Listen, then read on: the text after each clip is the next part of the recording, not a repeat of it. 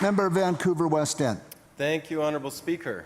Imagine coming home to find a rent increase notice telling you you get a 50% rent increase.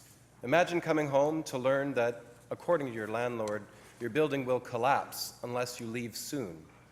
Imagine being told false lie after false argument after falsity to try and push you out of your home because somebody thinks they can make more money at it. Well, those are realities in my community. One building I'm working with right now facing potentially 50% rent increases, or at least that's what the landlord would have them believe. Now, what's happened? Advocates have stepped in. Advocates have always stepped in.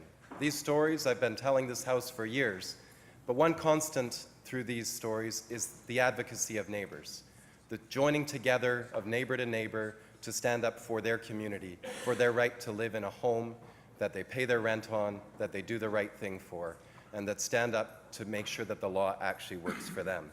The West End is full of advocates, and today I want to say thank you. Advocates are often ignored, often forgotten, not the ones that are put out in the front. Often it's politicians in the front and it's advocates in the back in many cases. But I want to say thank you because so many people in every one of our communities get helped by people in this selfless way.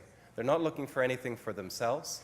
They're just looking so that their neighbor can live in peace and enjoyment in their community. One of those advocates who I've been working with here for over 10 years now is here in the House, Sharon Isaac.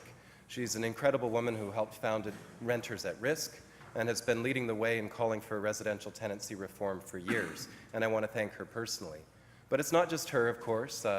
We have the Tenants Resource Advisory Center, we have Access Pro Bono, we have, I'm sure every one of you could name people in your communities who've knocked on your doors, banged on your windows, held protest rallies in front of your offices, or will soon. But I want to say thank you again to advocates. Not always the easiest to work with, but always the best to have in our corners. Thank you, advocates. Thank you, member.